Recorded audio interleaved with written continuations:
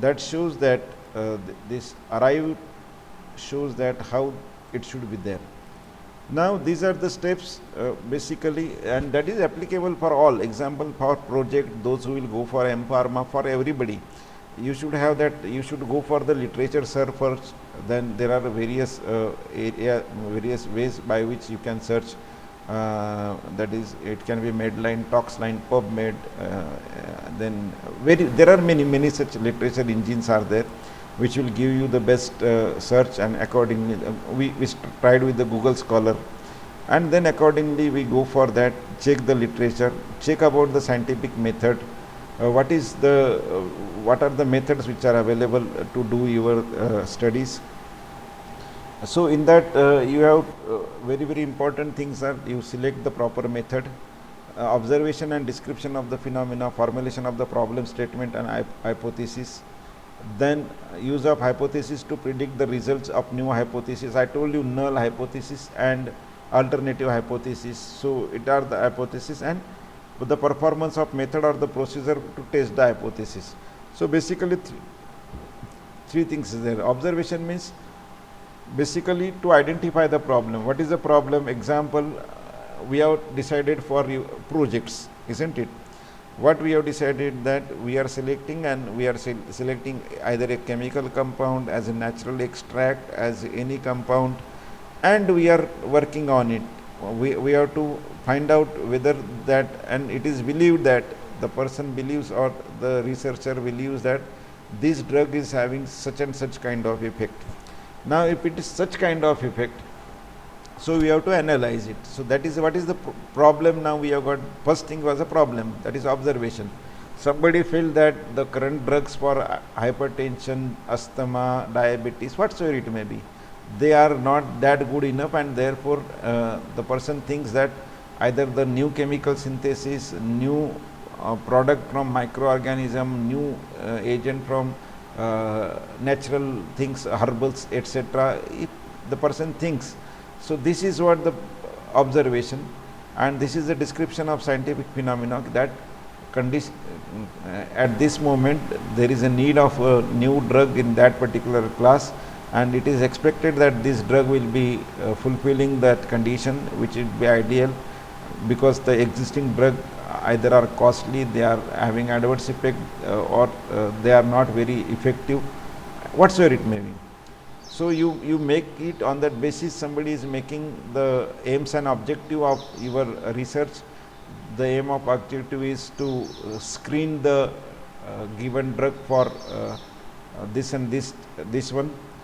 Then use of hypothesis, I told you null hypothesis, that means there is no effect of the drug, or this drug is as good as nothing. This is the null hypothesis. Or then other null hypothesis is there is no problem, no difference between the tested and untested drug, or test and standard we call, and alternative means there is a difference, test is better, like that. So once you make this, how to make it, I will not go for that. Okay. So problem statements are examples of this given. Null hypothesis I told you, alternative hypothesis I told you, non-testable hypothesis are there, that is the result which cannot be easily defined or interpreted. That is, rats on diet A will be look better than rat diet B. Now this cannot be tested. Why it cannot be tested? Because will look better means who will decide? Again, I may feel something different, you may feel something different. So this cannot be tested, because it is not well defined. So whenever we are going for a research, then our research should be well defined. Example, the earlier one example. Here it is given example of gaining the weight, or we can go for hypertension, or maybe diabetes, that the rats having treatment A or no treatment, there is no difference between it. They will have same blood sugar level. Okay. Alternative means drug, that is new drug, your drug is having better outcome than drug B or untreated. So that is alternative hypothesis. So these are the various things. Then you identify the animal model. while doing it, you should have the idea that which animal are used. Usually it is mice, rat, they are the most prominent one. Then accordingly whatsoever species and strain specific characteristics, we are going for that. Consider the cost associated with the acquiring, maintaining animal model during the period of experiments, because as I told you, for a good research, maintaining animal house is not easy. It is very, very costly. You can imagine the cost, you can think about the cost, that is complete air condition, continuously what we can say sanitized, continuously cleaned, regularly changing the husk because it is getting dirty. Okay, so procure that husk. Feed will be there. Feed will be, you know, now data you have got from CPCSE that how much feed animal will be needing. So on an average, a 30 kilogram bag will be over within 10 days if you have got around 60-70 animals. That is rats. For mice it may be somewhat lesser. So that is, and that is costing around somewhere 3 to 4,000 rupees. Okay.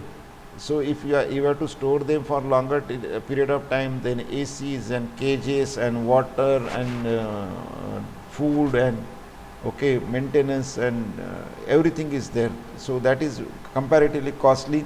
So you have to think what should be there. If possible, you start with the lower possible animal, mice. So lower is the animal, lower are the cost, and even as per the R condition, that is reduction, it is useful. Now when you do go for that, how you are designing the animal experiment, what is your research plan? So you have to plan it, you have to finalize each and everything, what should be the things, what people have done, what they have found effective, which is the best model, and in that model what are the best parameters, how it is done. For that, if any instrument is needed, then what kind of instrument is needed. So everything details you are going for that. So each and everything you are noting down, because otherwise if it is incomplete, then you will stuck somewhere else. We don't want to stuck. We want it a very clear roadmap. We want to have very clear. Suppose you don't know any area and you have to go there. You are very fortunate nowadays, you have got a Google map. Or suppose if there is no Google map, then you will stuck up. Then you will wait over there for some time, and every time it is not possible. If it is your interview of M.Pharm admission of suppose some of you have got Naipar Ahmedabad or maybe Naipar Hyderabad. So they are placed at certain areas and you are not aware about it. You don't have Google map or something like that. Then you will get stuck up, or maybe you may miss your interview. So this is what planning is important. Before that you are knowing it, you are knowing it very well. If you are knowing Google map or something like that, you may even try to go in advance for that. Similarly here you should have a roadmap available for that.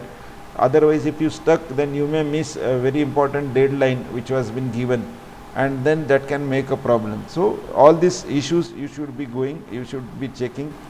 And then how you are planning the experiments. One is very important, is experimental group size. That is, you have to make various groups of animals. Now we'll go for the basics of it first. Now we have got animals, okay, and we want to study some study, that is maybe anti-hypertensive study again. So we have got models. I told you various models. Anybody remember these models? What are the models we thought about?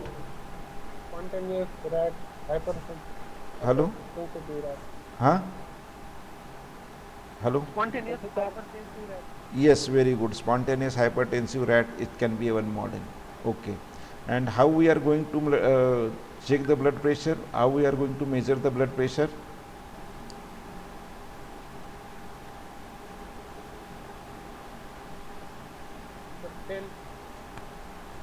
There are various techniques, either tail cuff or that is non-invasive or invasive method.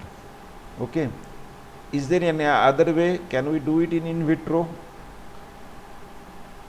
Can we do it in vitro?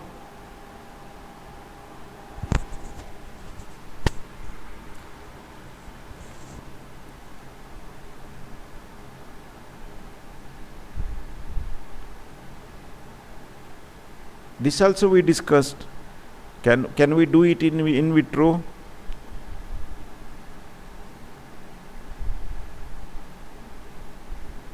Okay. Where your majority of drugs are acting as antihypertensive?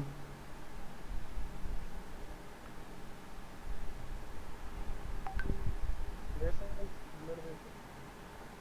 Hello? Voice is low. Blood vessels. Blood vessels. Very good. So suppose I study my drug on blood vessels. Can I study it only blood vessels?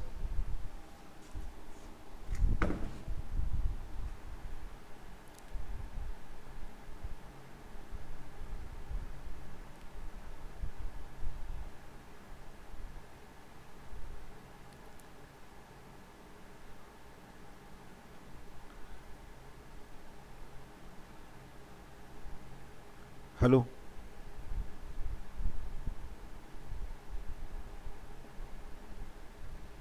Can I study?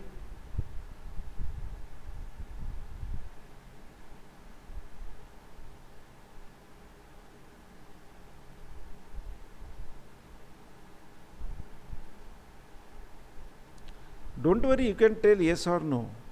Why this much time you are taking? Yes. Akshay says no. Anybody?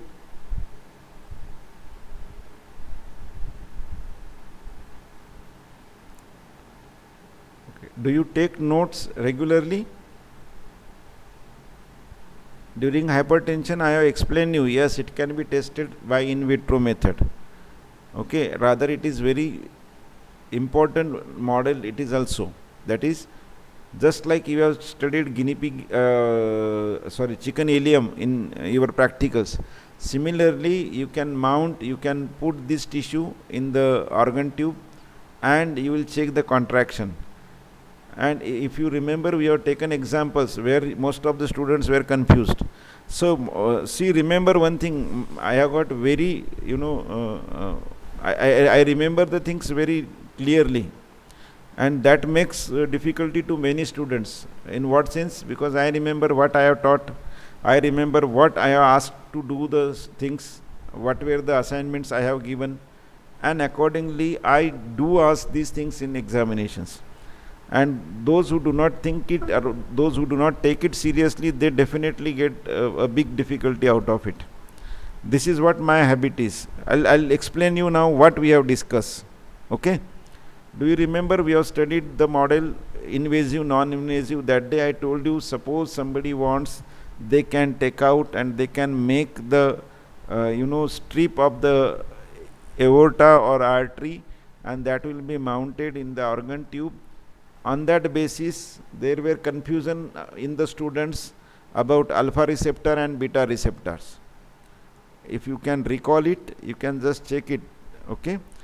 Many of you got confused about alpha receptor and there were some mistakes about it. We have tried to rectify it.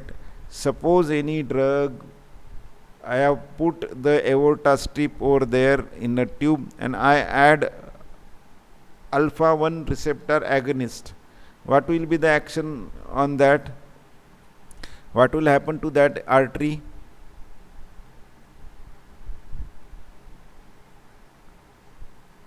Alpha agonist constriction.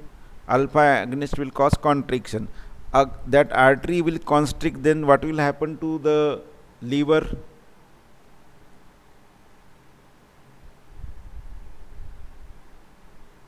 Liver को क्या होगा, recording को क्या होगा? You will get a line, you will get a, isn't it?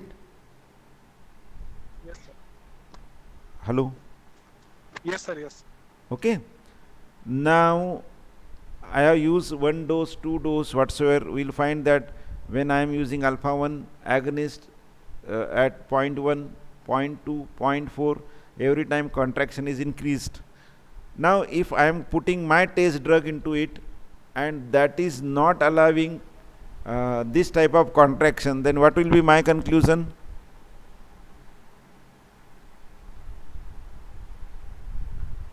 What will be my conclusion?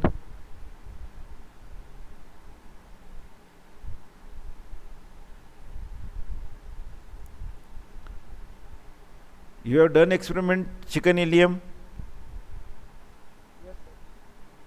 Hello? Yes, sir. You have given acetylcholine? Yes, sir.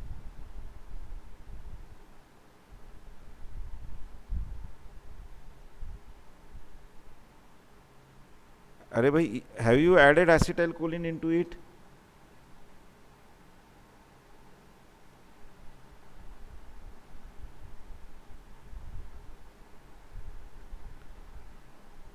ठीक है, याद Yes, नहीं sir. यार. Yes? If you have added acetylcholine and simultaneously if you add, अच्छा KCl use किया था. If you yield acetylcholine and if you use atropine, then will you able to see the contraction by acetylcholine? अगर तुमने acetylcholine add किया था जिसकी वजह से तुमको कॉन्ट्रैक्शंस दिख रहे थे, 0.1 किया तो 1 सेंटीमीटर, 0.2 किया तो 2 सेंटीमीटर, 0.4 किया तो 3 सेंटीमीटर, ज़्यादा किया तो और बड़ा, तो आपको ग्राफ आ रहा था जिसको आपने बोला था डोज रिस्पॉन्स कर्व. बोला था आपने डोज रिस्पॉन्स कर्व. तो डोज रिस्पॉन्स कर्व जब ले रहे थे दैट इज सिंपल एगनिस्ट का. पर अगर मैंने बीच में एट्रोपिन डाला तो क्या उतना रिस्पॉन्स मिलेगा उसका? No, sir. नहीं मिलेगा.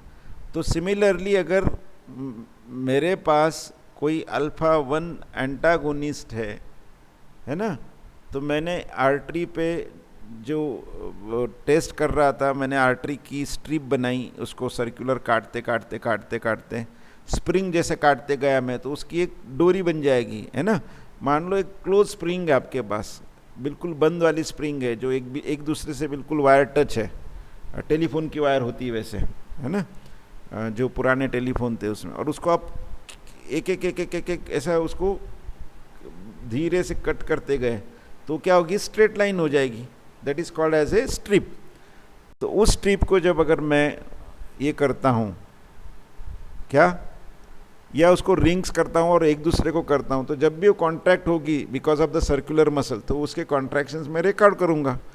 और जब वो कॉन्ट्रैक्शंस रिकॉर्ड होंगे अल्फा 1 रिसेप्टर से because of the alpha 1 agonist, और मैं अगर अल्फा 1 एंटागोनिस्ट दे रहा हूँ तो वो कॉन्ट्रैक्शन नहीं होंगे. That is called as a PA2 value. उसका कैलकुलेशन होता है एंटागोनिस्ट की इफेक्ट्स का. तो if any drug is antagonist of alpha receptor then it is anti hypertensive. You are getting? Hello? Yes, sir. हाँ, वैसे ही अगर मेरे पास एंजियोटेंसिन है, angiotensin is also causing vasoconstriction. It is very powerful vasoconstriction, angiotensin 2 is. तो अगर मैं एंजियोटेंसिन देता हूँ और मेरे पास कोई ड्रग है उससे वो नहीं होता है, तो मैं I call it as a ARB, angiotensin receptor blocker. तो I say that this drug is similar to that of, कौन से होते हैं एंजियोटेंसिन रिसेप्टर ब्लॉकर? एग्जाम्पल?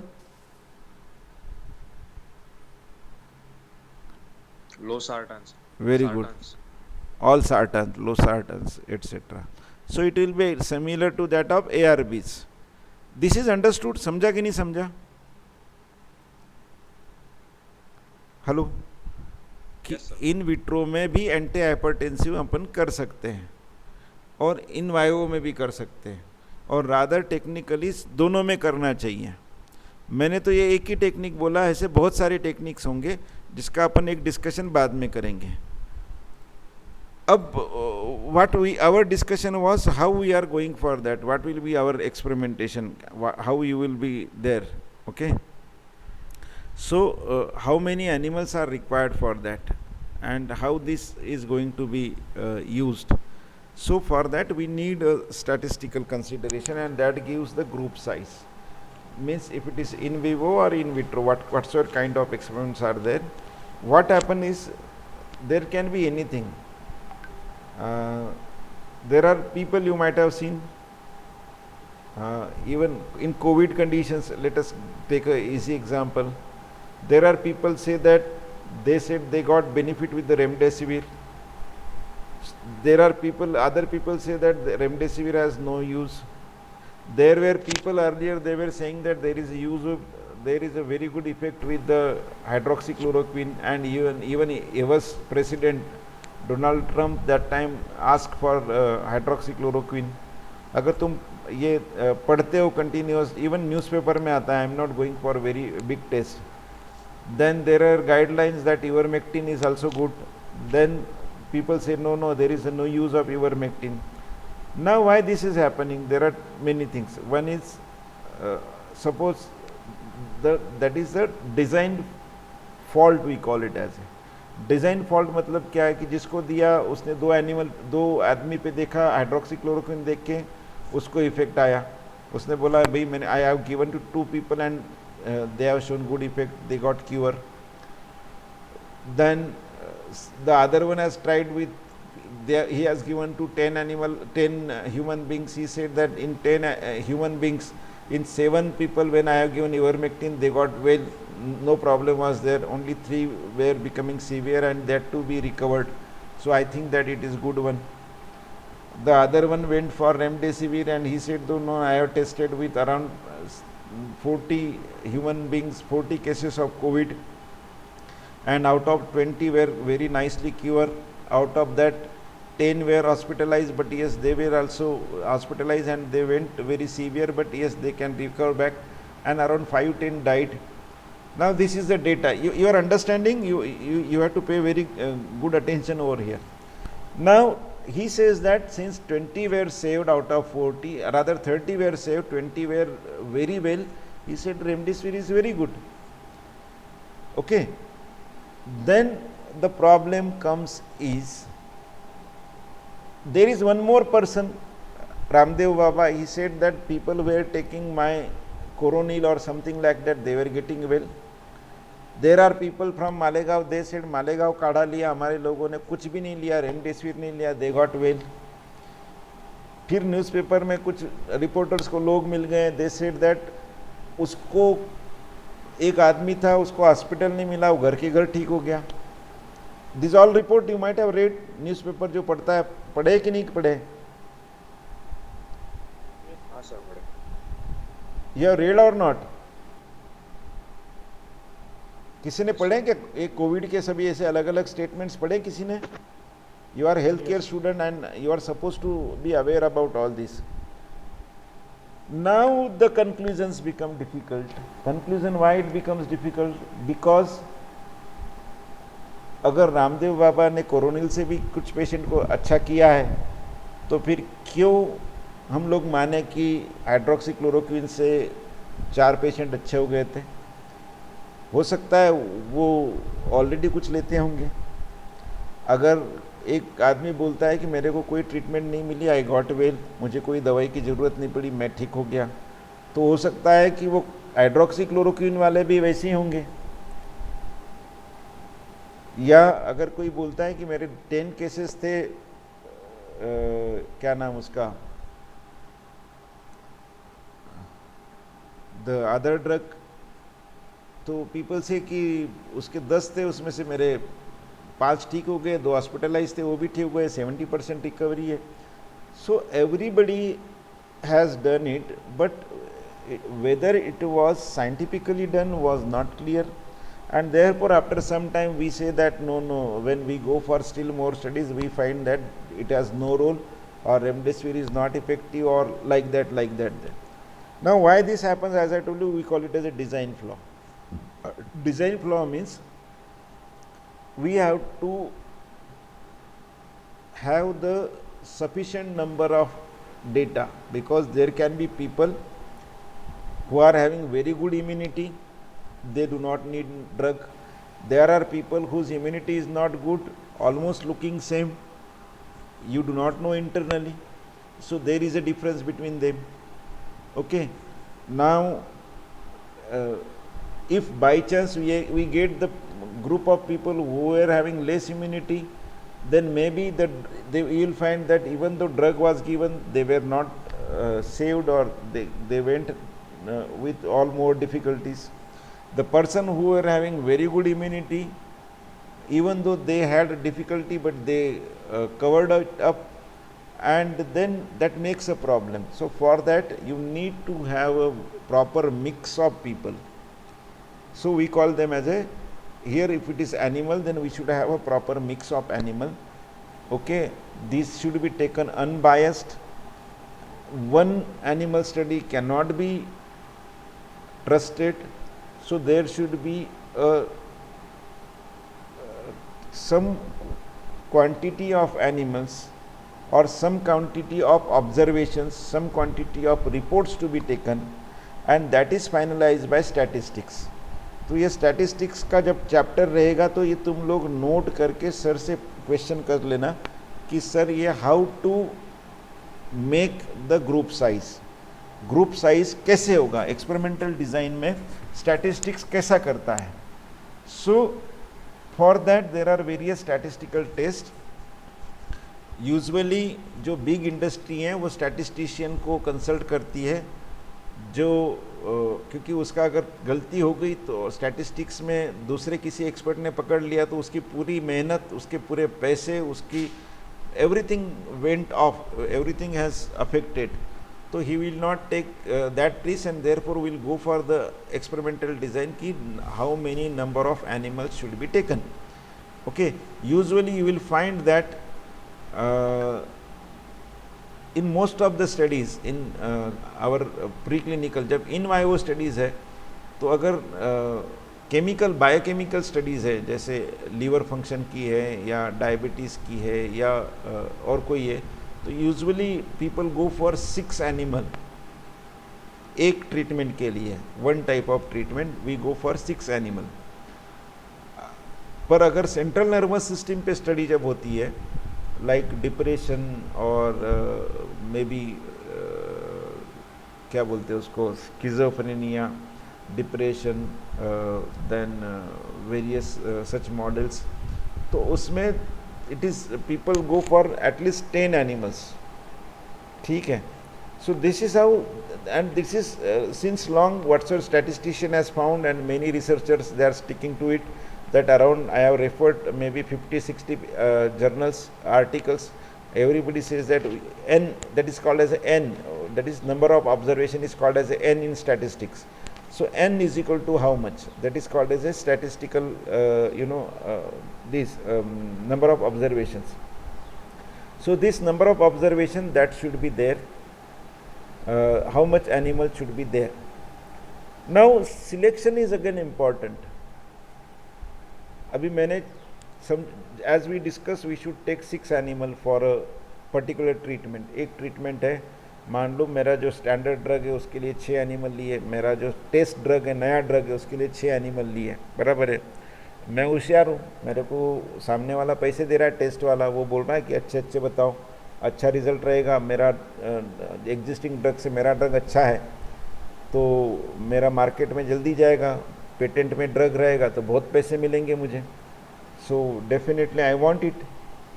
तो क्या करेंगे भैया, जो बेस्ट एनिमल जो दिख रहे हैं, जिसका बॉडी वेट ज़्यादा है, जो दिखने में हेल्दी है, डाइट अच्छा है, वो मेरे इसमें ले लें. और जो बाकी के थोड़े से वेट कम है, थोड़े से बुढ़े है ना, जिन पे इफेक्ट कम आएगा, एज का इम्पैक्ट आता है, तो वो स्टैंडर्ड वाले में डाल दें. हो सकता है कि नहीं, ऐसा कर सकते कि नहीं अपन? Hello, Yes, sir. करेंगे कि नहीं करेंगे? मतलब कर सकते कि नहीं, भले नहीं करेंगे तुम, पर कर सकते कि नहीं कर सकते? Hello, yes, we can do it, and therefore it is very very important. Therefore that design asks for maintaining that record. What was the, all the animals should be mixed together, whatsoever you are having. Particularly you should take the animal from almost similar conditions, maybe if it is age wise like that, and normally from one animal this one, suppose they are bred one, then they should be mixed together from different parents like that, and they should be mixed well. Then accordingly, on the basis of similar weight, they should be selected, or there should be range of there. Suppose rats you are taking और 160 से 220 के बीच में है, तो इसमें भी लगभग उतने एनिमल उस टाइप के चाहिए, इसमें भी उतने एनिमल उस टाइप के चाहिए. जहाँ तक हो सकता है वो वेरिएशन कम से कम होना चाहिए. 160 से 200 is a big range. Actually it should be between 180 to 200, and in that you are mixing animal. You are not taking all 6 from one parent and one mother, or they should not be exactly siblings, because they may have totally genetic difference with the other one, and therefore they should be mixed well, and accordingly they should be made. So this is what we call it as a grouping. Grouping समझा? 6 animal का हमने group बनाया. Group बनाते वक्त हमने क्या किया? 6 animal मैंने बोला, एक्चुअली जो एनिमल की नंबर है, number of animals we have to decide on what basis? Statistical design. मैं वापस रिपीट कर रहा हूँ. Whatsoever number of animals we are taking, और नंबर ऑफ ऑब्जर्वेशन, अगर इन विट्रो है तो नंबर ऑफ ऑब्जर्वेशन. ये क्यों करना है अपने को? There are can be many reasons, है ना. कल डोज कैलकुलेशन करते वक्त कितनी बार अपनी गलती हुई? कल डोज कैलकुलेट करते वक्त कितनी बार गलती हुई? हुई थी ना, मेनी टाइम्स. अब मान लो तुम्हारे पास 6 एनिमल है, एक ही एनिमल है, ठीक है. तुमने बॉडी का वेट लेने में गलती कर दी, तुमने डोज कैलकुलेशन में गलती करी. कर सकते कि नहीं कर सकते तुम? हाँ, डोज कैलकुलेशन में गलती करी, एडमिनिस्ट्रेशन में गलती कर दी. एडमिनिस्ट्रेशन इंट्रावेनस बोला था, तुम्हारा ध्यान नहीं था, वो वेन से बाहर कब निकल गया मालूम ही नहीं पड़ा. So there can be variation because of animal, there can be variation because of the experimentation, there can be variation because of the instrument, there can be instrument तुमने देखा नहीं ठीक से, है ना, और वो जो देना था रिजल्ट उसने, चाहे ब्लड प्रेशर का था या कुछ था, वोल्टेज का फ्लक्चुएशन हुआ, उसकी वजह से रिजल्ट में फ्लक्चुएशन आया. So there can be many sources, we call it as a sources of error. इसका सर्च करके मेरे को बताना, what can be sources of error, what can be sources of error in the animal experimentations. ठीक है. तो sources of error बहुत सारे होंगे. एनिमल की वजह से होंगे, एक्सपेरिमेंटर की वजह से होंगे, जो रिसर्च कर रहा है उसकी वजह से, जो ड्रग्स हैं उसकी क्वालिटी में थोड़ा बहुत फ़र्क हो सकता है, तो हो सकता है जो इंस्ट्रूमेंट है उसकी वजह से हो सकता है. ये सब ठीक था तो रिकॉर्ड करते टाइम कोई ना कोई गलती हो सकती है, या लिखते टाइम गलती हो सकती है. तो there are many places where you can make error. पर उस एरर का इम्पैक्ट क्या होगा? What will be the impact of the error? That will make impact on your final results, है ना. कोई ना कोई ड्रग को फिर आप अच्छा, yes, the results will be misleading. अगर तुम्हारे रिजल्ट मिसलीडिंग है तो is there any reason you should do experiments? You got it? अगर तुम रिजल्ट्स ठीक से नहीं दे पा रहे हो, मान लो मैं पूरे क्लासेस ले रहा हूं और जब मैं क्वेश्चन पूछता हूं या मैं एग्जाम लेता हूं तो आपको नहीं आता है, तो मतलब क्या हुआ? मेरे क्लास वेस्ट हो गए, यूजलेस हो गए. The effort I have taken, the effort you have taken, है ना. बहुत लोगों को बहुत सारे काम रहते हैं, किसी को सोना रहता है दोपहर में, किसी को मूवी देखनी रहती है, किसी को और क्या रहता है. फिर भी कुछ जो अच्छे लड़के हैं वो बेचारे वो सब छोड़ के 2:30 बजे आ जाते हैं. एग्जैक्टली. बाकी लोगों को अच्छे अपने अपने काम हैं, isn't it? So if we cannot give proper result, or if that whole process cannot yield us, उस प्रोसेस से हमको जो चाहिए था वो नहीं मिला, है कि नहीं. जैसे ये प्रोसेस है एजुकेशन की. 4 साल तुम यहाँ फीस भरने के लिए आए थे, कॉलेज घूमने के लिए आए थे, चलो अभी 4 साल में कोई ना कोई हमको मिल जाएगा, इसके लिए आए थे कि नॉलेज लेने के लिए आए थे कि जो तुमको भविष्य में काम में आएगा? और नॉलेज नहीं लिया, चाहे एक सब्जेक्ट का हो या 4 सब्जेक्ट का हो, अगर नॉलेज नहीं लिया तो then it is what? Waste of 4 years. Similarly मेरा एम था कि मैं उस 2 ड्रग्स में कंपेयर करूं। मेरा प्लान था कि मुझे सामने वाले ने जो सैंपल दिया है उसका मैं कंपेयर करूंगा। उस कंपेयर जब मैं करूंगा तो मैंने ध्यान नहीं रखा तो वो कंपैरिजन को कोई मतलब नहीं रहा। So all the animals I sacrificed, उसकी लाइफ फालतू में गई, कोई मतलब नहीं रहा।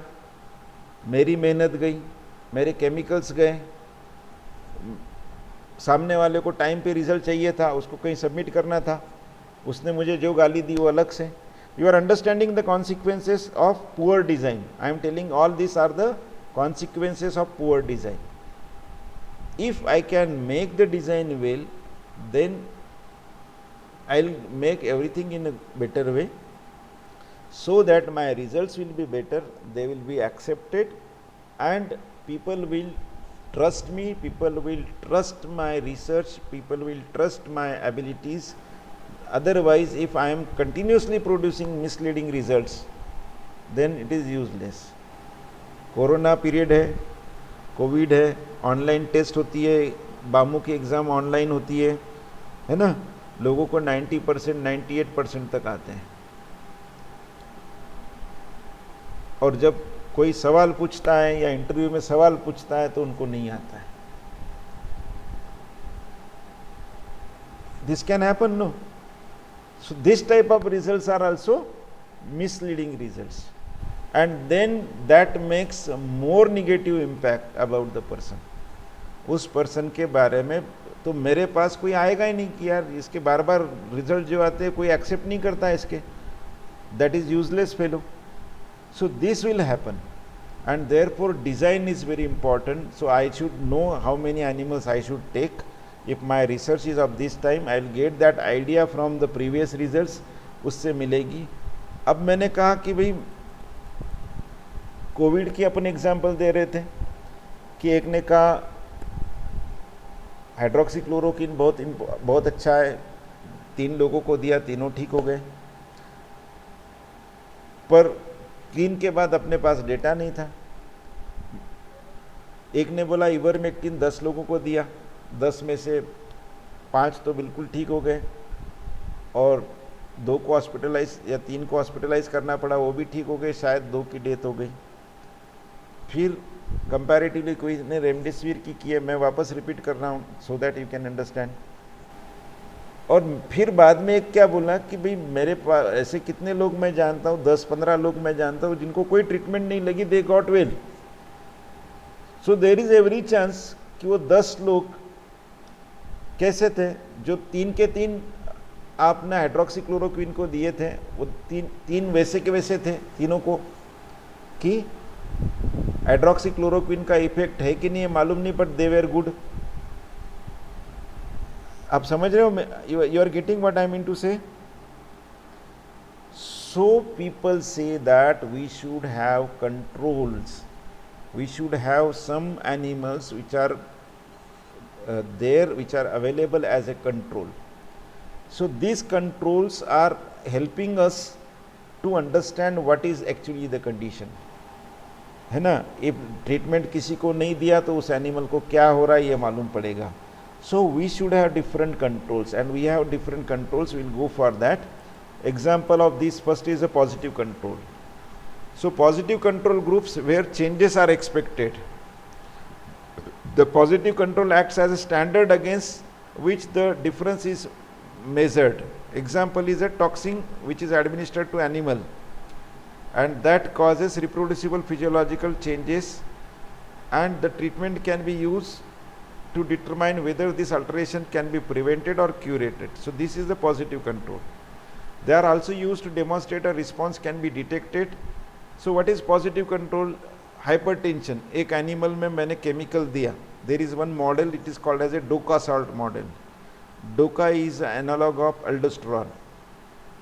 ओके, जो डोका मैंने दिया तो उसका फ्लूइड इलेक्ट्रोलाइज बैलेंस चेंज हो जाएगा, उसका एक किडनी भी निकाल लेते हैं, तो because of that there will be fluid accumulation होगा तो ब्लड प्रेशर बढ़ेगा। अब ये डोका देने के बाद मैंने डोका तो दे दिया एनिमल का, और फिर मैंने ट्रीटमेंट दे दी, देखा मैंने ब्लड प्रेशर कम हो रहा है, पर मेरे पास एनिमल्स ही नहीं थे दूसरे की, अगर मैंने ड्रग नहीं देता, ट्रीटमेंट नहीं देता तो क्या होता। So until and unless I have this, I will not able to explain it properly, and therefore we should have a positive control model जो आपको बताएगा कि what is the condition. Okay, कि जब ये डोका दिया था तो ब्लड प्रेशर बढ़ा था उस एनिमल में, और जब दूसरे ग्रुप में मैंने ट्रीटमेंट दी थी तो उसका ब्लड प्रेशर कम हुआ था, पर जिसको सिर्फ डोका दिया था उसका ब्लड प्रेशर कम नहीं हुआ था। So this helps us. इससे मुझे क्या क्या मालूम पड़ा, मुझे क्लैरिटी हो गया कि मैं जब डोका देता हूँ तो ब्लड प्रेशर बढ़ता है, या मैं जब एलोक्सान नाम का केमिकल देता हूँ तो ब्लड शुगर लेवल बढ़ती है, जब मैं स्ट्रेप्टोजोटोसिन नाम का केमिकल इंजेक्ट करता हूँ तो उसकी ब्लड शुगर बढ़ती है, that is the model of diabetes.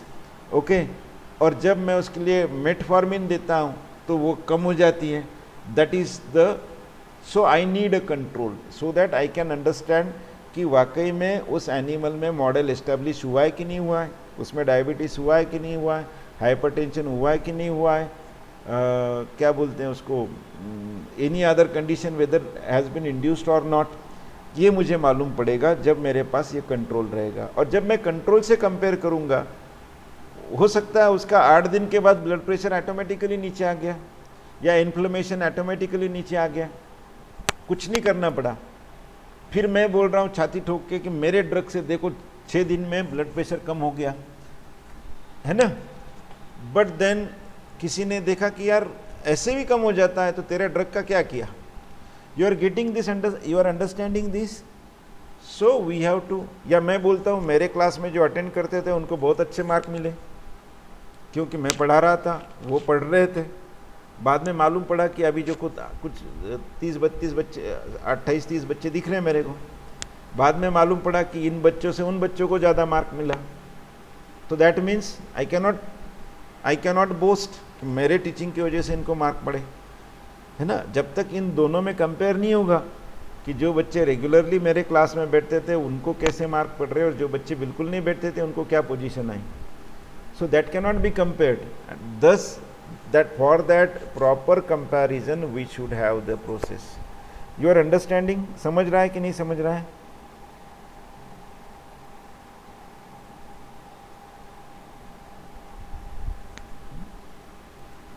So these are various controls. Then other word is used as a normal, or they are called as a negative controls. The negative control में कुछ भी नहीं दिया जाएगा, regularly अपने अपने जैसे normally इनको जो डाइट दिया वही इनको दिया। सो अपने पास 3 ग्रुप हो गए अभी, है ना। एक ग्रुप अपना क्या हुआ, नॉर्मल का, जिसको अपन नेगेटिव कंट्रोल बोलेंगे। नेगेटिव कंट्रोल में क्या कर रहे हैं अपन, we are not giving any chemical, any drug, they are taking everything as usual. Okay, but इसमें क्या किया जाता है नॉर्मली कि मान लो पॉजिटिव कंट्रोल वाले को और ड्रग ट्रीटमेंट वाले को अगर हमने कोई इंजेक्शन दिया है और उसका व्हीकल सलाइन है, तो इसको भी सलाइन देंगे, उतने ही वॉल्यूम का सलाइन देंगे, है ना। You understood this, simple saline, और कुछ नहीं देंगे। तो अपने पास 3 ग्रुप हैं, हमने क्या क्या किया, एक नॉर्मल ग्रुप था, तो दूसरा अपना पॉजिटिव कंट्रोल ग्रुप है। पॉजिटिव कंट्रोल ग्रुप को मैंने मॉडल इस्टेब्लिश करने के लिए स्ट्रेप्टोजोटोसिन दिया 0.2 ml, तो मैं 0.2 ml सलाइन दूंगा नॉर्मल को, और स्ट्रेप्टोजोटोसिन दूंगा ड्रग ट्रीटमेंट वाले को। तुम लोग पेन पेंसिल से 3 ग्रुप बनाना शुरू कर दो चाहिए तो। First group is normal group, to what I am calling as a negative control, second group is what is positive control, third group is what a treatment group. पहले group is a normal one, negative control. उसको मैं क्या कर रहा हूँ, अगर दूसरे को मैं स्ट्रेप्टोजोटोसिन इंट्रावेनसली देने वाला हूँ दोनों को, तो इसको भी मैं सलाइन दूंगा. अगर स्ट्रेप्टोजोटोसिन मैं सलाइन में डिजोल्व कर रहा हूँ, तो अगर मैं उसको और कोई दूसरे केमिकल में कर रहा हूँ या दूसरे सॉल्वेंट में कर रहा हूँ, तो इसको भी वही सॉल्वेंट दूंगा. उसको वाटर दे रहा था तो इसको भी वाटर दूंगा. Same type will be there. तीनों को इंजेक्शन मिला.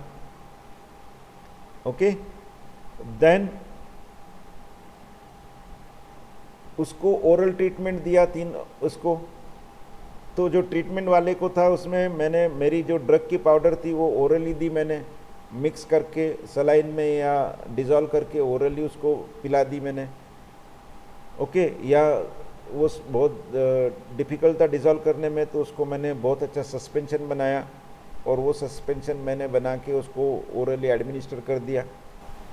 अब वो सस्पेंशन अगर मैंने जिसमें बनाया होगा, जो सस्पेंडिंग एजेंट लिया होगा, चाहे अकेशिया होगा, ट्रैगाकांथ होगा, ट्वीन होगा, जो भी मेरे फार्मुलेशन में होगा, उतना ही मैं इसमें लेता हूँ, वो इन दोनों को देता हूँ. ठीक है, अभी अपनी लिस्ट बन रही है किसको किसको क्या क्या किया. नॉर्मल को ओनली व्हीकल फॉर ऑफ स्ट्रेप्टोजोटोसिन को जो व्हीकल दिया, नॉर्मल को सिर्फ व्हीकल दिया. जो पॉजिटिव कंट्रोल था उसको स्ट्रेप्टोजोटोसिन प्लस व्हीकल दिया. तीसरा ग्रुप था उसको मैंने स्ट्रेप्टोजोटोसिन प्लस व्हीकल दिया.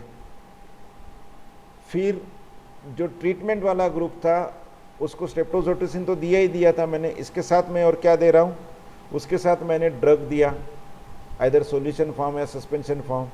वो ड्रग मैंने जिस सॉल्वेंट में दिया था या जिसमें सस्पेंडिंग में डाला था, विदाउट ड्रग सेम मैं किसको दे रहा हूँ, निगेटिव कंट्रोल को और नॉर्मल को. अब मेरा स्टडी जो है वो इम्पार्शियल हो गया. अब कोई बोल नहीं सकता है कि मेरे को जो रिजल्ट आ रहे थे वो बिकॉज ऑफ सॉल्वेंट आ रहे थे, जो रिजल्ट आ रहे थे या जो भी आ रहा था बिकॉज ऑफ दैट आ रहा था, क्योंकि सबको सेम है. जो इम्पैक्ट आ रहा है, कोई भी चेंज आ रहा है बिकॉज ऑफ सॉल्वेंट आ रहा है, because of the suspending agent आ रहा है, क्योंकि तीनों सेम है. चौथा कंट्रोल मैं और एक रख सकता हूँ जो स्टैंडर्ड ट्रीटमेंट रखता हूँ, क्योंकि मेरा ड्रग तो नया है. पर अभी अगर मैं स्ट्रेप्टोजोटोसिन से डायबिटीज़ दे रहा हूँ तो मैंने रख दिया मेटफॉर्मिन. तो अभी मेरे कितने ग्रुप हो गए, 4 ग्रुप हो गए. समझ में आ रहा है तुम लोगों को?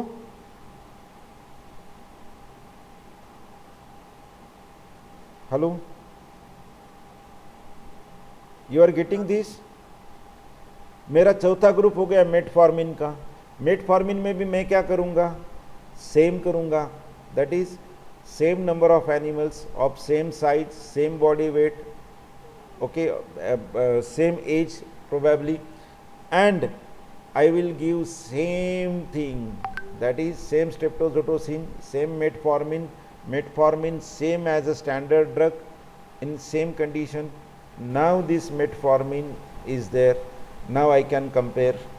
अब ये कंपेयर करूँगा मैं, तो मैं बोल सकता हूँ कि मेटफॉर्मिन के इतने डोज के कंपेयर में मेरा ड्रग क्या करता है, और जो नॉर्मल जो निगेटिव कंट्रोल था, दैट इज़ जो मॉडल एस्टेब्लिश वाला था, या कंट्रोल भी बोलते हैं इसको कुछ, तो वो, और जो निगेटिव कंट्रोल को नॉर्मल बोलते हैं, पॉजिटिव कंट्रोल को कंट्रोल बोलते हैं.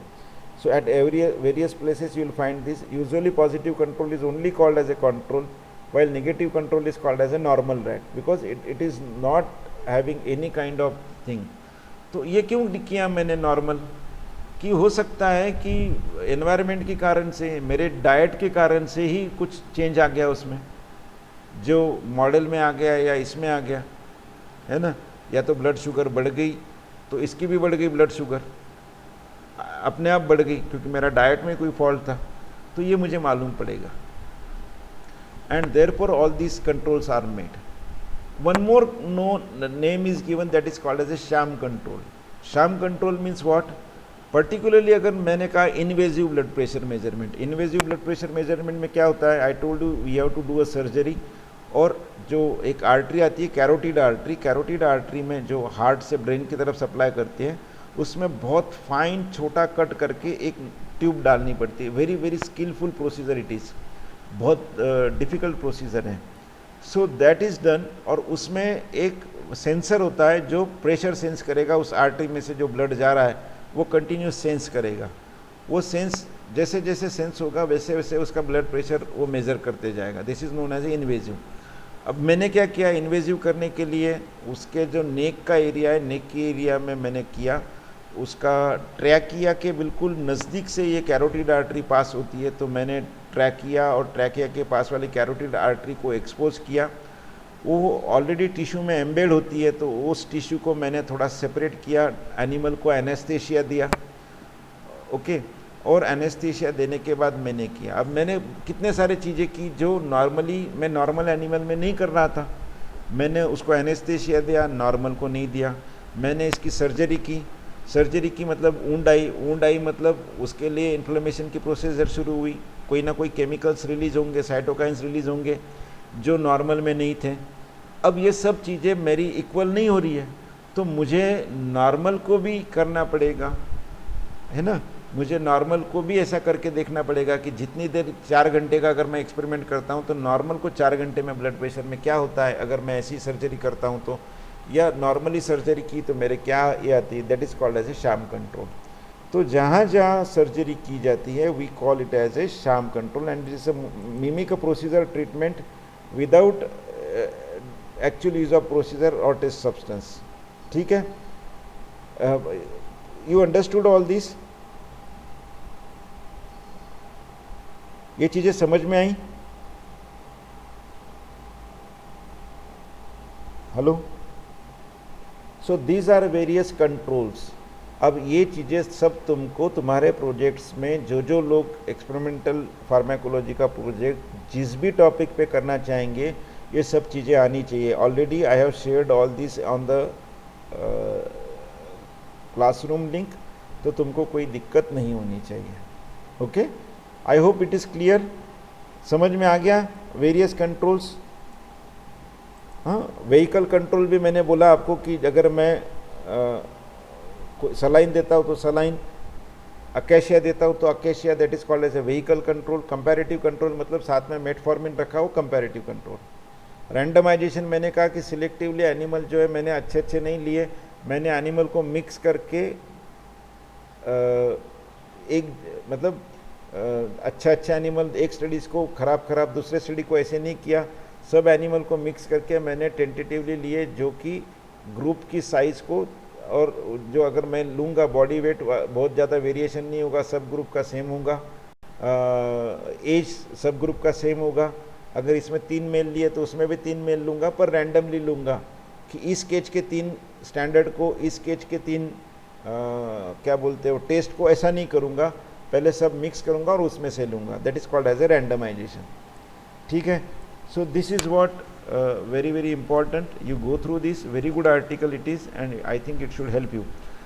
If you have any difficulties on this much topic, you can ask anytime. Now your work will start. अभी तुम्हारे पास मैंने बेसिक सब समझा दिया है, उसको चाहिए तो 2 दिन का टाइम लो, आप वापस बेसिक रिवाइज करो और इसके क्वेश्चंस बना के दो। एक अपन छोटी टेस्ट कभी भी रख सकते हो अभी तक के टॉपिक के ऊपर। जो लोग एब्सेंट है उनके लिए आप एक ग्रुप पे डाल दो कि any time test can be there on the topic. उससे पहले I will give you time of 2 days। If you have any difficulty about this topic you can ask. जो मैंने मटेरियल दिया है, जो टॉपिक में जो चीज़ें लिखी है, उसके लिए जो भी कोई डिफ़िकल्टी तुम्हारे मटेरियल से आती है या तुमने जो मटेरियल देखा है उसमें आती है, तो आप मुझे उसके ग्रुप पे डालोगे कि दिस इज़ द मटेरियल, उसकी मुझे कॉपी डालोगे कि ये मटेरियल में से हमको ये लाइन पे, ये पेज पे डिफ़िकल्टी आ रही समझने में। Okay, if it is not there that means you have understood everything nicely, and I am very much free to ask you the questions. Most probably this question along with this it can form the your scoring patterns. तो I am suggesting जो नहीं जानते उनके लिए आप चाहिए तो group पे सब वापस डाल दो कि टुडे इट वाज टोल्ड, क्योंकि अभी भी मुझे 25-26 बच्चे दिख रहे हैं। This is not a good sign for a class of 60+। तो I am suggesting that you put it there कि this was inform in the class, दूसरा मैं अटेंडेंस के मार्क भी मेरे पास अटेंडेंस रिकॉर्ड होता है. I have got software with Google Meet. चाहिए तो आप गूगल मीट के ट्राई कर लो. अगर नागेश देखता है तो नागेश भी अपने अगर कंप्यूटर पे करता है तो में गूगल क्रोम में there is one extension which I am using and from that I can have the class attendance. तो अगर क्लास अटेंडेंस के कई मार्क डालने तो I will put it accordingly. You please inform everybody these things that I am using such and such things for my assessment as my assessment tools and then nobody should find any difficulty about it. So आज मैं चाहता हूँ कि group पे कोई डाल दे ये सब चीज़ें जो आज अपन ने डिस्कस की. We'll go for discussion and maybe tomorrow I'll take one class about this, what is next thing to be done. But by the time I am expecting that you go through this, you read all these things. तो कुछ भी difficulty आती है तो आप पूछ सकते हो. I am trying my best so that you should not have difficulty. I am sharing most of the material and you should be having minimum difficulties I suppose, but still those who are having they can ask. Okay, then take care and be safe.